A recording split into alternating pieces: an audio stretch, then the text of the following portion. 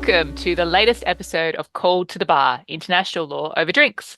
I'm your host, Dr. Juliette McIntyre, Senior Lecturer at the University of South Australia. And today we have group therapy because, frankly, we need it. From shouting matches at the Oval Office to Chinese warships, what the fuck is going on right now? Joining me is the Called to the Bar crew. Associate Professor Imogen Saunders of ANU Law School, Associate Professor Tamsin Phillipa Paige of Deakin Law School, Associate Professor Ntina Tzouvala of UNSW Sydney, and Douglas Guilfoyle, Professor of International Law and Security at UNSW Canberra. But before we begin, I remind everyone that in these informal conversations, we are, as always, speaking off the cuff and without the benefit of footnotes, and nothing we say should be taken to have been thoroughly peer-reviewed. And before we get down to business, our traditional first question. Everyone, what's your drink? Well, Juliette, I'm drinking a delightful Paradox Pinot Grigio, which is, fortunately or unfortunately, a zero alcohol wine. So I'm getting all the lovely apple and peach tones of Pinot Grigio without any of the emotional numbness I really need at the moment. Tamsin? I have a spot of golden monkey tea. It's from Yunnan province in China. And it's a pretty tasty tea with a really nice light amber color and a really gentle flavor. Grassy notes. Nice. Imogen? I was very tempted to crack open some emotional numbness tonight, but I have not. And instead, I'm having a lovely green tea that my son actually bought me in Kyoto, which is green tea and lychee. And it is very nice indeed. Ooh, I love a bit of lychee. Dina? So I'm also not getting any alcohol for now. It's Monday. We're recording on a Monday. I feel it's too early to start drinking. So I'm having a sort of spiced pineapple fancy soda sort of situation. On the Nice. note of it's too early to be drinking, I will remind everyone of what my auntie told me when I was 12, which was you're not allowed to start drinking until the sun comes over the yardarm. But once the sun comes over the yardarm, you don't have to stop until the sun comes over the yardarm. Look, I'll be honest. I couldn't face this sober, so I have had a little shot of, little dram, just one of Dalwhinnie before we got started. But look, here's the thing, right? Over the weekend, at the time of recording, we have seen so much happen. We've seen Donald Trump and JD Vance literally shouting at Ukrainian President Volodymyr Zelensky in the Oval Office. An unelected tech bro is firing top military brass and the people who keep planes in the sky. Nazi salutes are just something you can do now. We've also seen Chinese warships cruising around near Australia. Historians are screaming about the clear parallels with the 1930s. And just today, we have seen Israel declare a complete blockade again on Gaza and tweeting about the doing of the war crimes. So, look, we're going to focus in on the US, though, to start with. And my first question is that the United States seems to be more ideologically aligned with Russia and North Korea than anyone else. Never thought I was going to say that out loud. Where do we think this is going? And just how bad is it going to get? Douglas is making a face. Well, this will probably permeate through a lot of the conversation, but I barely even know where to start unpicking things. All right, first off, Donald Trump plainly believes in spheres of influence politics, right? So there's the North American sphere, which may, extend into incorporating Canada and the Panama Canal and Greenland. But there's definitely a zone where he thinks the US should have the greatest say. Then you have the sort of Russo-European theatre where he has some pretty clear preferences, but also where, in particular, his vice president went to Munich, a town with a certain degree of history, and said, you're on your own. You can no longer rely on the US as a security partner in Europe. And so that sort of leads one to the conclusion that, the other sphere of influence is going to be the Chinese sphere of influence. And for the moment, the US still appears interested in contesting that. But at any point, obviously, the Trump administration could take a view that, well, maybe under the right, if the right deal can be struck, China can have Taiwan and can be the preeminent regional hegemon, which has some fabulous consequences if you are, for example, Japan and South Korea and think you no longer shelter under a US nuclear deterrent and maybe it would be time to get your own.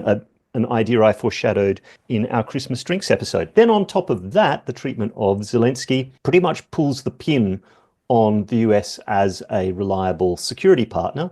So Article 5 of NATO is pretty much gone. I mean, you may still have a NATO organization, but NATO without the United States lacks, just to be getting on with, independent intelligence, surveillance and reconnaissance capacities, strategic airlift for getting people and materials around.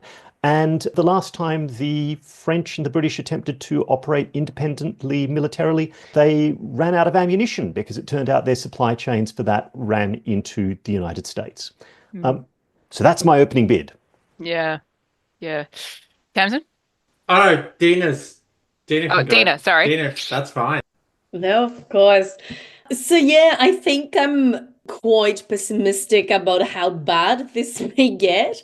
But so I agree with everything that Doug said about the spheres of influence thing, right? I think it's clear that Trump thinks that this is an optimal way of arranging the world. I think the other thing, and I'm quoting here my colleague and friend Jessica White, right, who's a political theorist, also writing on human rights. But she says this thing that it seems really true to me, which is Trump is the only person that seems to believe that the rhetoric of the United States, the past, you could say 30 years, you could say 60 years, about doing a number of order maintaining things out of the goodness of its heart, was actually exactly true, right? So he's the only one who seems, oh, that was true, and we should stop doing it.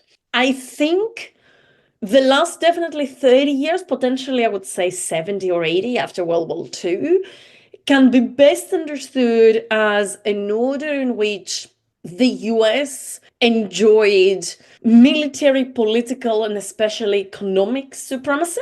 But in order for that order to exist and for the main power to benefit from it, the main power also has to dispense of some duties, right? You have to do some order maintaining functions. It's the price of supremacy, really. It was never the sort of altruistic thing that liberalism presented, and Trump seems to think that was the case, right?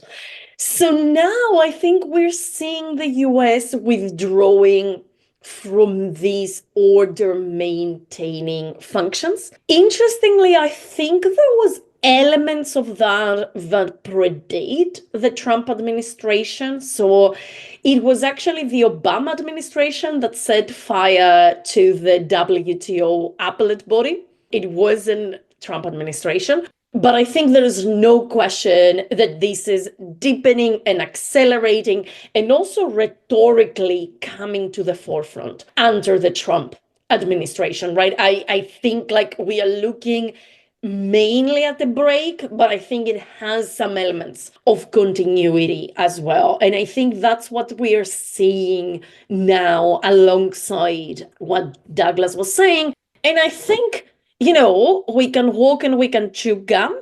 We can think that the previous order and the US role was hegemonic and violent and hypocritical and all these things, but we can also think that there being no one willing to guarantee the current order can be extremely dangerous and destabilizing and potentially leading to even more violence than before. I think I have no fondness for the previous order, but it's not as if we are resolving it to the benefit of like justice and equality. I saw someone tweeting, and I don't remember who that was, and apologizing, saying, oh, you know, there was always such tension and hypocrisy in the position the US had towards Ukraine and towards Palestine.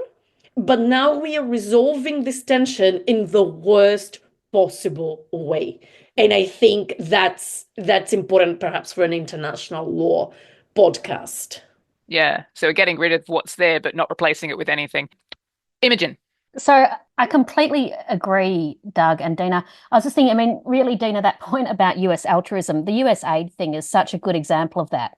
You know, the idea that US aid or USAID didn't have a stabilizing mission, that it wasn't done for yes, humanitarian reasons, but also for American reasons as well. But I think the problem is I'm doing work on populism and international law, and USAID is the exact perfect target for a populist because it's the other. It's really easily identified as why are we helping these other people? Why are we not helping Americans? We've got problems. Why are we spending ridiculous made-up figures, but whatever we say, we're saying, spending overseas. And so it's a really soft target to get that domestic support behind a president and administration who are very much embracing those sort of populist styles of politics. But I think the other thing that makes me a little bit worried, or a lot bit worried, is, we had Trump 1.0, and he already did withdraw from a lot of agreements and treaties. And you can make I think, a valid argument that treaty withdrawal is just a part of international law and there's nothing to be too worried about there. And then Biden came back in and rejoined a lot of those treaties. So one of the questions is, well, this is only 4 years, assuming that the American presidential system doesn't get turned on its head. Surely this can all be undone. But I think the problem that we're seeing is that rhetoric is now getting less about specific agreements and more about fundamental issues of international law. And we're seeing fundamental non-compliance. And the US isn't even trying to justify its actions as internationally lawful anymore. And I think the problem with that is you have an emboldening, not just in the US, but elsewhere, and possibly a domino effect that's going to go on. So I think it's really quite a bit terrifying, actually. Tamsin? Yeah, I kind of want to build on a few of the things Dina was saying that Imogen's built on, and that is, yes, the US supremacy, we're doing everything everywhere, was always about the US acting in its own self-interest. But what we've been seeing progressively, I would say for the last 20 years, is a narrowing and shortening of the length of vision of those interests to the point where Trump has a myopic what's happening, this weak level of vision of interest that goes with that. So therefore, the people who are doing this, because it's not just Trump, it's the entire apparatus around Trump, including, as we said, unelected tech bro billionaires, can't actually see the long-term flow-on effect of these investments in the world that they're pulling back. But I also want to bring it back to a piece of feminist analysis, which I'm kind of doing on the fly here, so forgive me for the lack of footnotes. But I saw a wonderful quote, and I can't remember who it was from, a few years ago, that said, we did a really good job of preparing our daughters for the fact that they could be anyone. We didn't do a good job of preparing our sons for that. And what we are seeing en masse is a rise of toxic heteropatriarchal ideological worldviews which favor the dictator, which favor the autocrat, which favor the bully. That's the worldview. And we are seeing that embraced by a whole cross-section of people who didn't have it explained to them that the cost of equality was that people who were in a traditionally privileged position would feel like they're being discriminated against rather than simply having a recalibration back to where things should have been. And we're seeing that ripple and reflex through politics globally, and brought to its obvious endpoint of Trump and the Elon tech oligarchy carry on that we're seeing, where there's no long-term vision. There is simply reacting out of hurt and felt loss of status. But combine that with the fact that Trump seems to treat foreign policy as a real estate deal, the fact that he's caught up in a mindset of 19th century mercantile economics, as we've seen by his desire to go back to Gilded Age protectionism. And then on top of that, and I've kind of lost my thread. Give me a second. Well, we can come back. But it's funny what you said about the feminist analogy, because actually it's not that, like, there'd be a lot of women around the world who, when Vance said to Zelensky, oh, you need to be grateful. That was very resonant, I think, and the fact that he's being criticized for what he's wearing. And actually this idea that these symbols of power and masculinity become so important in this context. Yeah. And I've gotten back my last thread. Yeah. Your question of how bad is it going to get? Well, we are at the point where I would not be shocked if we see the end of the UN era of international law within the decade, similar to how the League of Nations fell. That's where we're at. It does. It's got that vibe. That was my last point that I'd forgotten off my thread but got back. Douglas? Yeah, and look, I'd have to echo Tamsin's last point. This does feel very kind of last days of the League of Nations. A week and a half ago, I was saying the vibe at the moment, there hasn't been so much kind of frenetic energy in international law, such a sense that things are potentially breaking and reforming since the decolonization period and the new international economic order of the 1970s. And now I'm like, no, I need to go back another 40 odd years at least. But just coming to Tamsin's point, and then a few final points I'd like to make perhaps before we move on. But on the feminist analysis point, obviously culture wars were part of the Trump populist mix. But I remember seeing someone on social media saying, this isn't just about, trans people. This isn't just about gay people. This isn't just about disabled people. White women, you need to realize they're coming for you as well, because, diversity, equality, and inclusion is everyone who is not a white man. And within, I think, the last 48 hours, we've seen the only US 4-star female commander fired. There are now no 4-star women in the US military.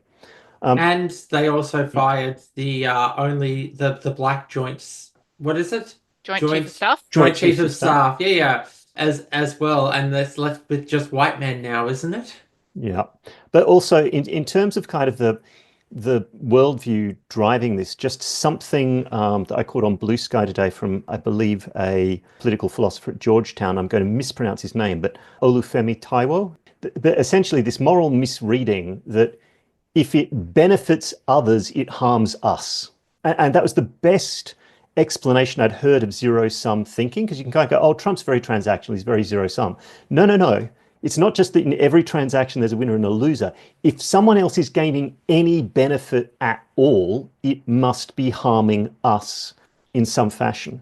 Then there's still a lot of bizarre ostrich head in the sand optimism, it seems to me, for example, in the Australian defence security establishment about, oh, well, this isn't forever, or so long as, we remain a valuable piece of real estate in a conflict with China, we can continue to rely on this alliance. And besides, Trump will eventually go.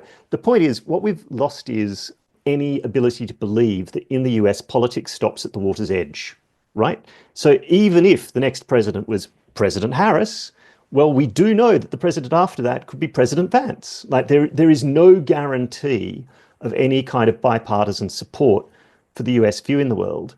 Again, in West Wing terms, why was the US the guarantor of order, however well or badly they did that? There was a wonderful episode where someone was asked, the British ambassador was asked, why is it the United States' job to fix a border skirmish between Pakistan and India? And the ambassador replied, well, this is the price you pay for being rich, free, and alive all at the same time. And that sense has been completely lost. Yeah.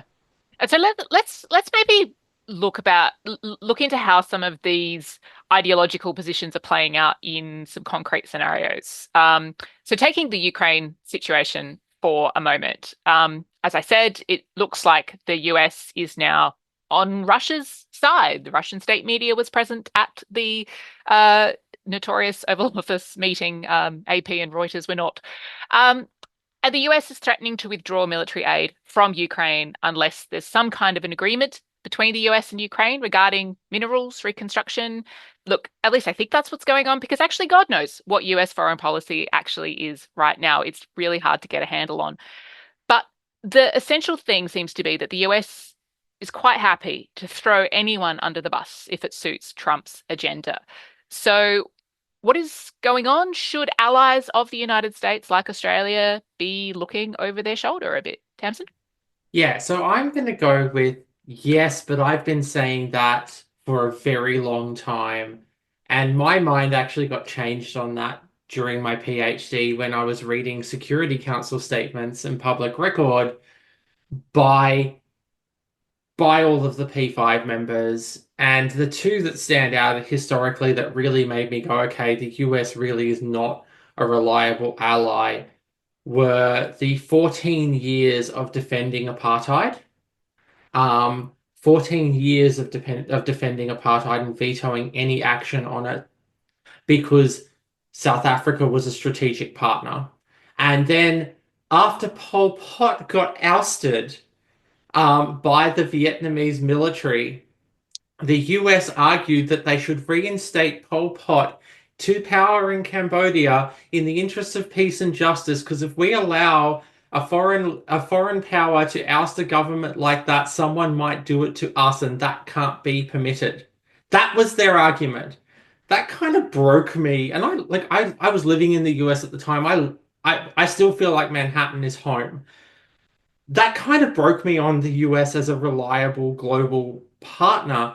What we're seeing now, and we've seen that reliability decline over time progressively, but what we're seeing now is that the mask is off. They're not even pretending that they're a reliable partner. They kind of never have been. I think that realistically, if push came to shove in Australia in a conflict, we'd see the US go the same way of the British after the fall of Singapore, in that you're not important, we'll get to you later. But that's a personal opinion. I don't have any concrete event to back that. But yeah, look, US have always been cared about the US, and that makes them unreliable because their view of what's good for the US is getting increasingly narrower and shorter in forward-looking distance.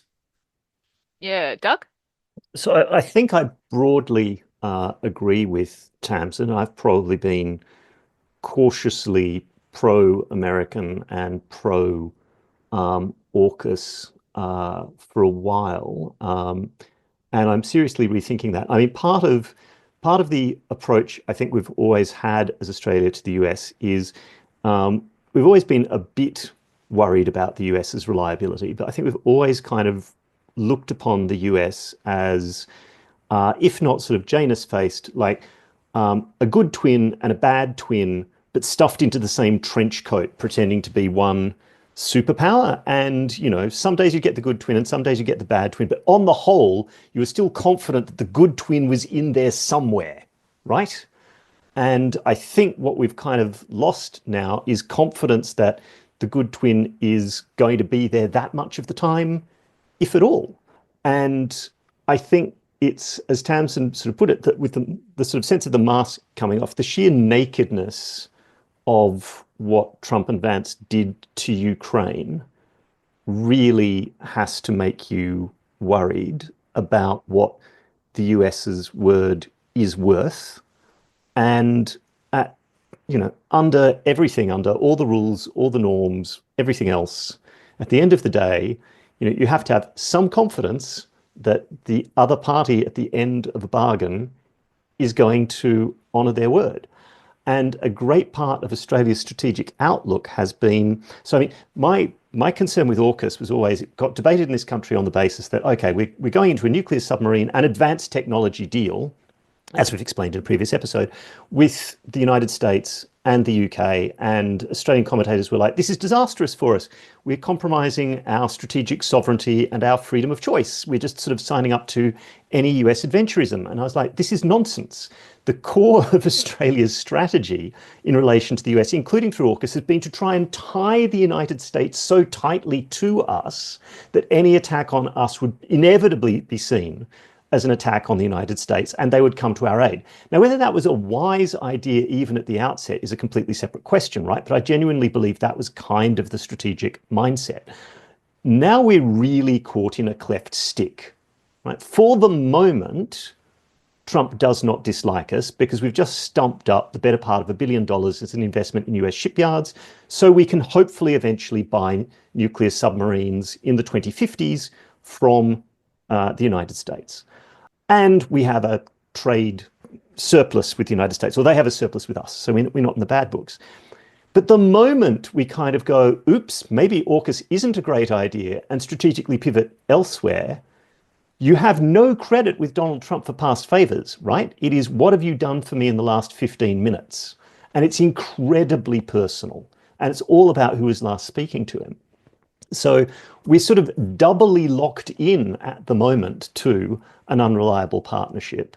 And the path dependencies in our strategic outlook are just so set on the US or nothing, making a transition to any more independent posture is going to be incredibly difficult, quite apart from the fact that, we are already now several steps down the line in the AUKUS process.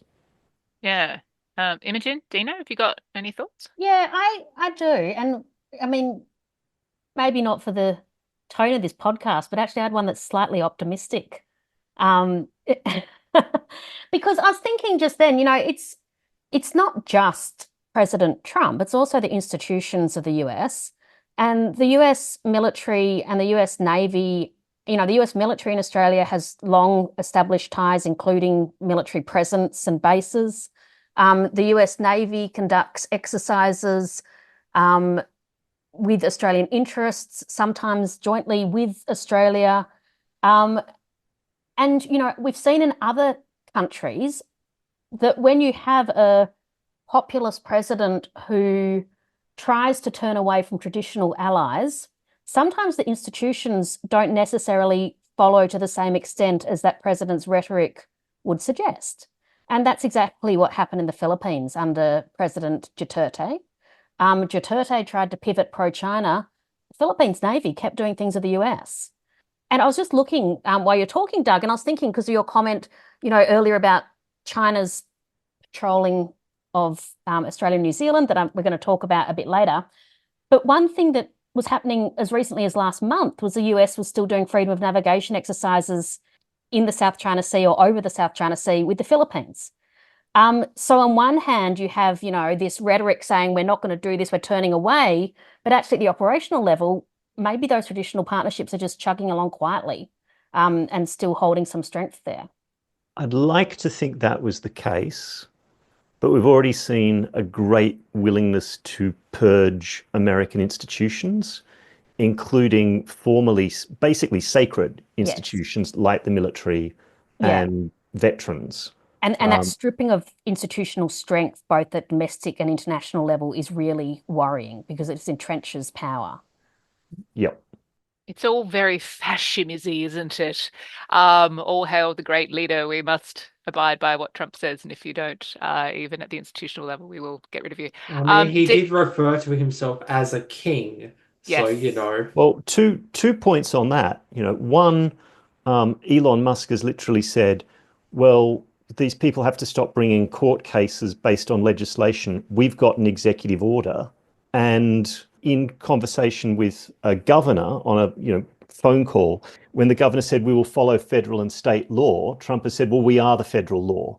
Like, in terms of the leader's word having the highest authority in the legal hierarchy, that hasn't actually been accepted yet by, for example, the US Supreme Court. But it's very clear that two of the people at the top of the pyramid at the moment believe that that is or should be true. And they've already started processes to try and allow Trump to continue in his role after the end of this term.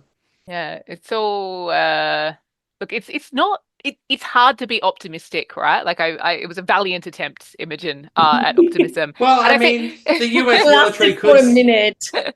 the US military could start ordering its uniforms from Hugo Boss. Look, at least they would look better then. I mean, that's the one benefit of fascism, is that at least it looks nice. But we can This leave may the be aesthetic. Fascism, but at least the uniforms are nice. Yeah. It's trendy. Vogue 2025. Why nuclear weapons are in and everyone should wear black. Dina, have you got any other thoughts about this idea about the US being a untrustworthy ally? Has it always been the case? No, I don't think it has always been the case. I do think the US has always been a trustworthy ally of the US or of Australia, and I think it is very fair to say that for the last, 50, 70, 80 years, the Australia has been a sub-imperial power in the Pacific on the back of the United States, right? And I think Australia has carried favor to the US on a number of occasions, but I agree with Doug that with Trump, that's not exactly like the logbook is not a long one, right? It's a short one. I think, of course, that raises, a broader question, which is, was it always a good idea for not simply for Australian security in the abstract, but also for a number of things like Australian economy to put all its baskets, all its eggs on the basket of US security the moment that it has very close economic relations, and I would say a relationship of economic dependency, with the competitor of the US, right? If you see trade flows between China and Australia, you would think there is a developed country that is manufacturing products, it has industry, and then there is an underdeveloped country that is exporting raw materials, especially iron ore and coal. And that is absolutely true. It's just the developed country is China and the underdeveloped country is Australia. Right. So I think that is a tension that obviously Australia has never been able to properly deal with. But I think there is another question, which is, I think Australia's alliance with the US has also relied since 1945 and definitely since the 1990s in an idea that apart from other things, the US underwrote a particular economic order, right? Out of which Australia, or at least parts of Australian society, perhaps we should say, benefited greatly. I think one of the most worrisome things happening under the Trump administration in the US is it's clear to me that the tech bros are trying to turn the state into a backer of all sorts of weird cryptocurrency scams and bubbles and God knows what. So one of the first few executive orders that Trump issued prohibited the development of a central bank digital currency in the US that is seen as a potential competitor to those privately minted cryptocurrency. And they also said that they really want to promote the creation of stable coins backed by the US dollar. There is also all this discussion going on about the Fort Knox gold. People who know say it has 100% to do with basically backing up these crypto bubbles. What I'm trying to say basically is if it is a good idea also for like not just security, but for the prosperity of Australia, to have all its eggs on a basket of a state that seems to currently be taken hostage by some tech bros, and in particular, becoming more and more tied to what is basically a Ponzi scheme, right? I think when it happened in Albania in the 90s, because it was Albania, we could call it a Ponzi scheme, but now because it's the US and it's still a little bit more respectable, I think it's a Ponzi scheme that seems to now be going up to the upper echelons of the US state apparatus, right? And that just doesn't seem to me the role of a power that is even willing or able to guarantee a global capitalist or neoliberal system, right? It is just the state that has been taken hostage by some Ponzi people. And I don't know, I have a little bit of trouble seeing what sort of national interest of Australia is protected by aligning with such a power. Shout out to if any of our listeners are unfamiliar with the hostile government takeover song that described it not as a Ponzi scheme, but as a Nigerian prince scam. But same thing. It's a banger if you haven't heard it. Now, look, we're talking about Australia's relationship with the US, but let's actually have a think about Australia's attitude to international law more generally, because I think this is interesting as well. I mean, basically, Australia stayed completely silent about the Gaza annexation plans and rhetoric, and has been very hands-off, shall we say, about the ongoing genocide. And also haven't said much about the anti-ICC sanctions that the US has put in place either. But then Anthony Albanese is tweeting out that Australia is a proud supporter of the brave people of Ukraine, defending their sovereignty against the brutality of Russian aggression and in support of international law, which seems great. At what point does Australia have to stop treating international law like a tub of pick and mix? Or is that just what we do nowadays? I did see an article actually suggesting that was the best approach that we could take. Doug, what are your thoughts? So, look, I think there are a couple of things driving the Australian approach. The first is, in a sense, our present Labor Party are a bunch of centrist, technocratic liberals, small L liberals, right? And the nirvana for that approach to the world, which I probably embody in some ways, was of course the 1990s, because in the 1990s we had pre-agreed who all the bad guys were, right? It was Rwandan genocidaires, it was Serbs, and to a lesser extent Croats doing awful things in the former Yugoslavia. We had pre-identified bad guys in conflicts a long way away that we had no stake in. Now, Russia invading Ukraine still kind of broadly fits that mold, right? Whereas as a multicultural society with a lot of immigration, obviously the Gaza conflict and the Lebanon conflict hits much closer to home. We've seen a very significant spike in both anti-Semitism and Islamophobia in this country. And the result has been that, and because we've got compulsory voting, remember, you can't pander to your base. You've got to go for the middle of the road if you want to win votes. There's a very high local incentive to engage in platitudes and try and avoid going in on potentially what are seen as potentially socially divisive issues. Now, I think when Australia talks about social cohesion, really that's very often just a polite term for assimilation. We would really just rather everyone kind of forgot the identities they arrived with here and got on with the business of being Australian, and then we wouldn't have to worry about all of these difficult foreign conflicts.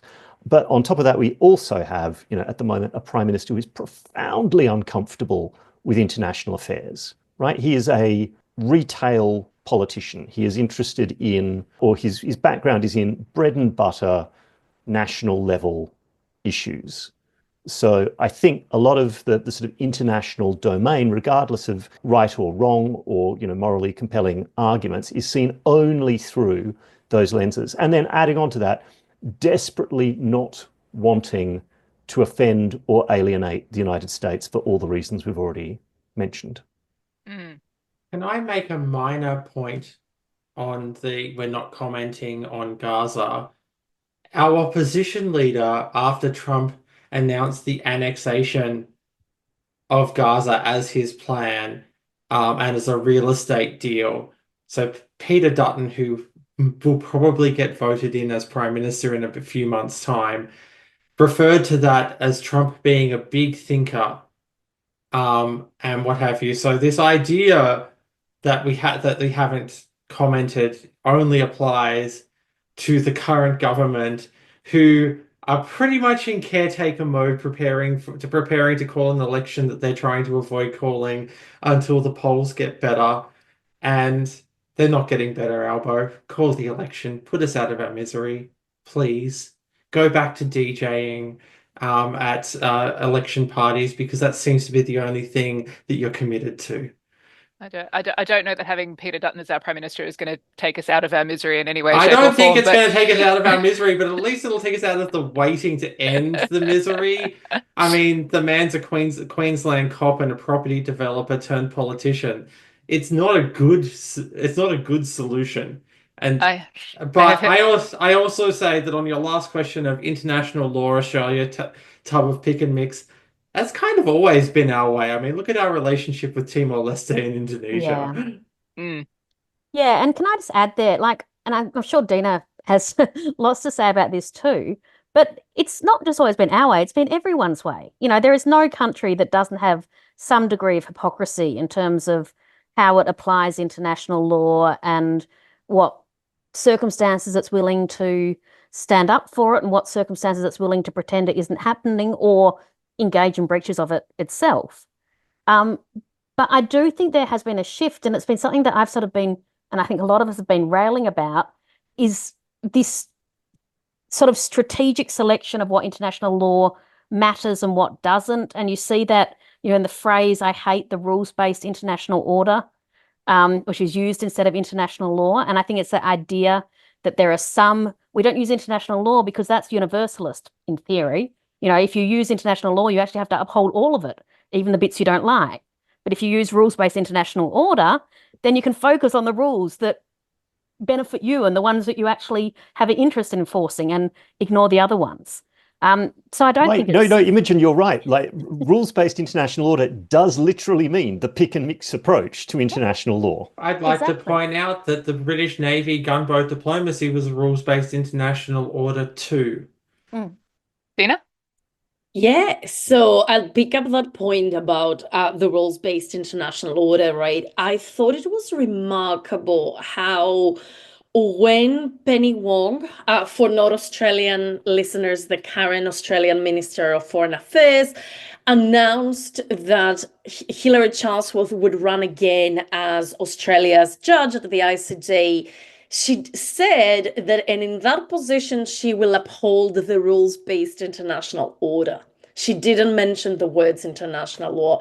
And to me, it's so interesting. Like, you're talking about the most traditional public international law body, right? Is as traditional PIO as it goes. And even there, you cannot bring yourself to use the words international law. And I agree entirely with Imogen, which is, for all its inequities and double standards, even international law seems to have become too universalist. And not just for Trump. And I think, in a sense, that's what's really worrisome here, right? That we see in Australia a nominally center-left government, even though I agree with Tamsin's and Doug's evaluation of what this means in practice, having been moving for years even away from the language of international law and using this rules-based international order. And yeah, you could say, in a sense, they haven't been untrue to the rules-based international order's essence, which is it's an order that seems to bind but not protect certain people. For example, in this case, Palestinians, but I would say a great variety of other peoples too. And I would say I'm generally, I would say, a person who's not very Pollyannish in my outlook, but I was really shocked to see when on the 7th of February, there was this joint statement of member states of the ICC, right, condemning the sanctions of the Trump administration towards the court. You have a bunch of EU member states, you have a bunch of global South states, but you also have like Canada and the United Kingdom condemning the sanctions in this common statement, not Australia. Right. To me, that is like, if Canada can do it while also sharing a land border with the United States and having the United States saying that they will be the 51st state, and they still feel moved to have this relatively, moderate consensus statement, and Australia doesn't. I think that is a terrible indictment of Australian foreign policy, of Australia's emphasis on the so-called rules-based international order, and Australia's engagement with international law. And I do think it speaks to a broader shift, right? Because I think, for all the double standards that Tamsin mentioned and Imogen mentioned, Australia always had this posture that said, look, we are this sort of middle power and we benefit from international law, right? And of course, the benefit was always very central and very much applied to the detriment of some of Australia's neighbours. But I think seeing Australia abandon some aspects of international law so openly seems to me to speak to a broader shift, the type of the shift we were talking in the first question. So the sort of like international law doesn't seem to appeal anymore, either as a language of justification or as a force that arranges material relations on the ground, right? And again, no massive love lost between international law and me, but I do think we should be able to say this was in many respects an extremely unjust international legal order, but what seems to be replacing it is potentially more chaotic and more destabilized and more unjust. Yeah, and I mean, even if international law is nothing more than the language that states use to speak to each other and frame their references, undoing that language means that you can't even really begin to have a conversation with each other or get anything settled because you've completely lost your framework of reference for what is sort of the foundation of what's okay and what is not okay. And as you say, on a case-by-case basis, there's plenty of injustice. But if you're like a global south state, or even more so a group of people who is on the receiving end of some injustice, a nominal commitment to equality and sovereignty, for example, let's say if you're a state, even if it's superficial and hypocritical and violated day to night, it can give you a discursive tool and potentially also a political tool, right? To say, look, you're saying all these lovely things about equality and freedom and sovereignty, but you're not living up to them. When the force you're talking to has disavowed even a surface commitment to these values, I think things become harder, right? Yeah. Like then it starts being very hard to see, apart from like violence, how you can communicate your demands. So like I do think a lot of especially critical work in international law was developed at the time of liberal triumphalism. And it had a lot to say about this liberal or neoliberal triumphalism. But I think it's important to understand that we are not at that moment anymore. And now what we are dealing with is people who are openly willing to accept that they are racist or that they think that some states are entitled to more rights and privileges than others. And I think that changes the game without making us nostalgic about the previous order, because I think in some ways the hypocrisy of the previous order nurtured the rapture that we see now, right? I think, again, like I think we can walk and chew gum on this one. I mean, it's I'll just be very quick, Doug, but it's saying the quiet part out loud, right? That's what's happening here. But the point is the quiet part was probably there before, but now it's being broadcast and accepted. Well, and it's increasingly all we have, right? I mean, but the only point I was going to make was another television analogy back before it trashed all of its cultural capital, when Game of Thrones was the thing that, suddenly every IR scholar wanted to write about. One of my favorite comments, and I can't remember where I read it, it might have been the London Review of Books, but it was from someone sort of talking back against his colleagues saying, who were all saying, oh, wow, Game of Thrones is such an amazing depiction of the realist view of politics and international relations. And his counter-argument was, no, this is what happens actually in politics and international relations when crude realists take it over. When you suddenly think that the rules are just hypocrisy and a way of scamming people and some mask over raw power and dispense with it completely, you lose whatever, moderate or dubious virtues it's got. And it turns out maybe it actually did an awful lot more than than we thought on our more cynical days. Yeah, I mean, this might be a bad analogy, and I'm going completely off script here, but think about the climate change advisory opinion, right? Like there we see a space where small states utilize the language of law to build political consensus and get action that may never otherwise have occurred. And you've also got a space where, negotiation and agreement is the only way forward, right, to get actual progress on this issue. You can't just go it alone, and you certainly can't do it through force or any of these other sort of mechanisms. So there are plenty of spheres where this is still a really essential tool. So the idea that, international law is kind of being thrown out baby bathwater style completely, or is being degraded to such an extent by the actions of these, fascist governments, is really critical. I think it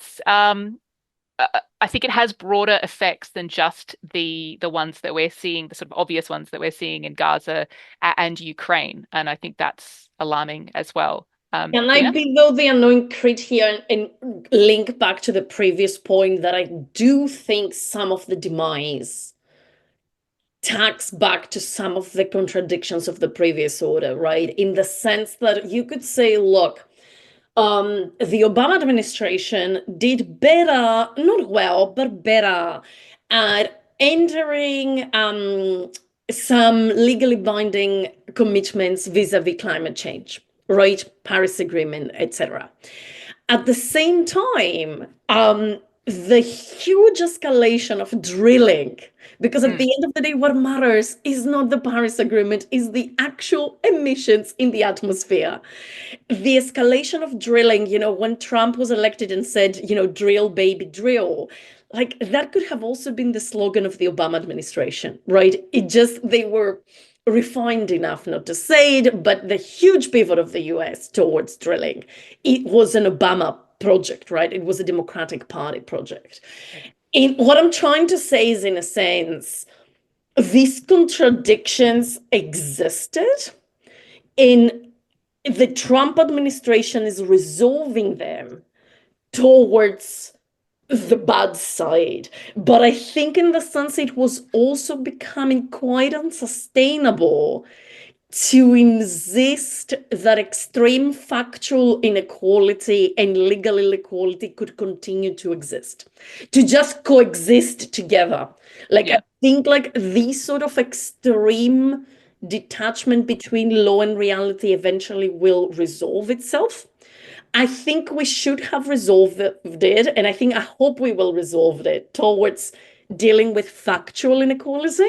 But I think to hope that somehow legal inequality will persist in the light of insane factual inequality. Like, there is a reason why Elon Musk thinks that he can rule unilaterally, because that's what he has been doing as a business person. He has been using forms of despotic rule. It's just we accepted it when he was doing it in the economic sphere, and now that he's doing it in the political sphere, we're suddenly a bit squirmish. So I don't disagree. I'm just trying to say that I think in a sense, this can also be a moment of realization that we cannot go back, because the previous, I think, arrangement disintegrated for a reason. Yeah. And on that note, as the sociologist who's often accused of being a crit, I would agree with everything you're saying there, Dina, and I would say it actually comes back to the fact that law has been the language of diplomacy. And what happens when you have a language is you have a continually refining process of how things can mean something. And it gets to a certain point where you can't reconcile the meaning of what's happening with the reality of action. So you either have to abandon the action or abandon the meaning of language. And it seems, as Dina was saying, we've chosen the abandoning of the meaning of the words because that's easier than the meaning of the language. Than abandoning the reality of behavior. And if you're ever uncertain about the difference between rhetoric and action, look at a nation's budget. What they spend money on is what they give a fuck about, people. But I mean, I think that the inherent tension there is we do need a bit of that disconnect, right? Otherwise, things won't progress. And I think the international environmental law is the perfect sphere for that. Like, you look at the principle of transboundary harm, it's one of the accepted principles of international environmental law. Look at state practice. Every state pollutes over boundaries. So if we're actually going to, do a sort of traditional international law approach, there is no customary international law principle prohibiting transboundary harm because every state does it. But if you go down that path, then we're going to sort of throw out all that aspirational idea that, if we have a principle saying you shouldn't do it, then at least you have a way of trying to get states to stop doing it, even though everyone actually is.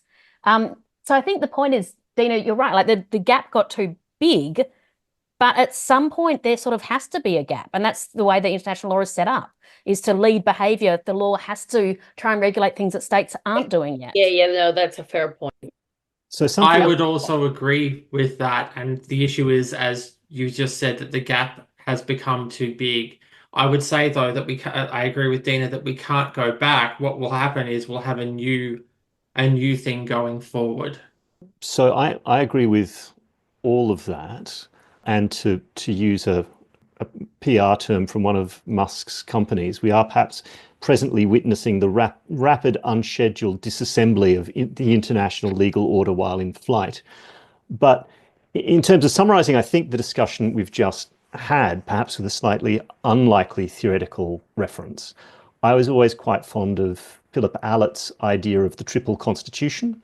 So, you can have a sort of a crudely material view of the world would say, well, there's material realities, there's the actual relations of power between people, law is set up over that to reflect those realities, and then you have an ideology on top that justifies all of this. He always sort of argued, actually, what you really have in any given society, including international society, are three visions of constitutional order that constantly interact with each other. An ideal vision, the things we say that we want to do, the material distribution of power, and then potentially mediating between those, the legal. But actually, any point of that triangle could influence the other. So, law can just reflect crude power, but also, as Imogen has said, it can become a repository of ideals that we are drawing from elsewhere, perhaps from our ideal vision of the society we want, and hoping that we can use law to change material reality. It doesn't always work, and sometimes, the power flows the wrong way around that triangle. But that is a vision of, or how we can preserve a space where law isn't just completely either materially determined or an instrument of ideology, but can be its own thing, even though it is influenced by both, but is also capable of influencing both. So we've been talking, this theme of spheres of influence has been quite present throughout the conversation. And so I just want to make a couple of slightly disparate points and then link them together. So, at the start I mentioned Chinese warships cruising past Australia. Wasn't illegal, clearly strategic, however. And look, if I was President Xi, I'd be looking at Taiwan with little heart eyes right now. So, but then on the other side, we've got what happened with Zelensky creating this reinvigoration, if you will, of unanimity across Europe about the need to aid Ukraine, when perhaps that was previously flagging. So my point is the US is, we all seem to be in agreement that the US has created this massive vacuum, and that the regime as we've known it and grown up with and learned and taught about is actually no more. This is probably a point where things are going to be different going forward. There's a vacuum. Who's going to fill it, and how? Is this an opportunity for global South states to take a leadership role in jointly bringing us into a new and fairer era? Is Europe going to step into this power gap? Is it going to be China? What do we think this? I'm sort of gesturing wildly at everything around us. What do we think this means for international law going forward? I mean, yes, is my short answer. Every time you have the US retreating from a sphere of influence, it creates an opportunity for other states to step in and fill that. We're seeing that more and more with China, probably in the economic spheres, but Dina would know more about that than I would, because I don't know much about economics apart from the fact that it exists. and ISDS bad. But yeah, this is an opportunity for any states that want to exert and grow their influence to step into those vacuums that are being left by US retreat. I can't tell you who it will be. I'm not optimistic, given past practice of the EU, that it will be Europe, because the EU has a fairly strong tendency of sacrificing the margins for the comfort of the centre. But it could be there could be any number of these responses, and I would say probably a combination of them. Yeah, I think it's easy for us to forget sometimes that the US is just one country. I mean, it's a massive country that's been a hegemonic world power, but there are still so many other countries who are doing so much and taking up space and taking opportunities, as Tamsin said. But I was just thinking, it is interesting, isn't it, with the Europe response, that you're sort of seeing the UK being brought back to Europe in a real sense for the first time since Brexit. And there's that sense of European solidarity that we haven't perhaps seen for a while. So you are seeing a pulling together of alliances in response that had been perhaps a little more distant in recent times. So I think international law has a future because, as we've said, it's the language in which states communicate their preferences with each other and solve coordination problems, right? If you want to tackle climate change, question mark as to whether that's still a priority, but you need a means by which to coordinate. When you have done this, I will do that. At the moment, that's what we have international law for. What I think we're going to wind up with is less universalism and more regionalism, right, which maps onto spheres of influence. So international law in terms of, the rules of treaties, maybe some version of the UN is still going to be there, but we will see more and denser international law mapping into spheres of influence. So it'll still be there. There'll still be international lawyering to be done, whether it's the kind of international law as a post-90s child I'm particularly sort of interested in. By post-90s, I don't mean I was born in the 90s. I am, in fact, much older, but you get the point. Ntina? So I think there is two ways of answering your question, Juliette, which is how it's a good question.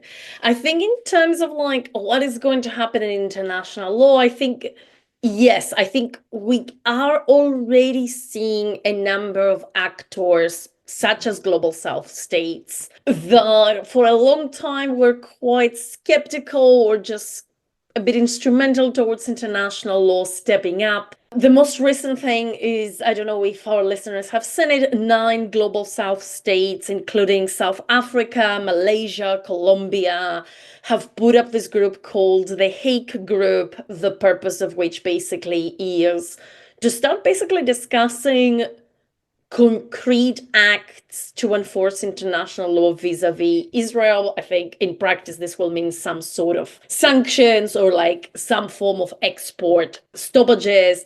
So I think we will definitely see that global South states, or let's say smaller, less hegemonic states, taking leadership, but in more fragmented thematically, if that makes any sense. So apart from regionalism, I think different states will find their the little substantive niche and be actually, this part of international law in this context really matters to me. I'm just going to put resources and capital and all these things to take it forward. But I do think, perhaps in slight divergence from Douglas, that we might see, at least for some time, international law being less of a central language of power in comparison to what it was, let's say, the last 30 years, right? And I think we can already see glimpses of that, in the sense that my understanding is that both at the ICJ and in ITLOS, China took a very small c conservative position about international law and climate change. But I would say China has been doing more than any other country about climate change, actual emissions on the air, that make the earth hot, right? From reducing its own emissions, that is doing relatively slowly, but also things making solar panels extremely cheap, right?